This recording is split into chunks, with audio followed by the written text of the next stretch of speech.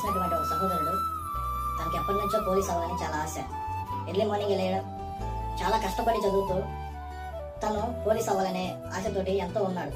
ఎంతో కష్టపడ్డాడు. మార్నింగ్ లేచి జాగింగ్ వెళ్ళడం, రన్నింగ్కి వెళ్ళడం, ఇలా తనకు పోలీస్ కావాలంటే ఎటువంటి యాక్టివిటీస్ చేయాలో అన్నింటిలో చాలా చురుగ్గా చేసేవాడు.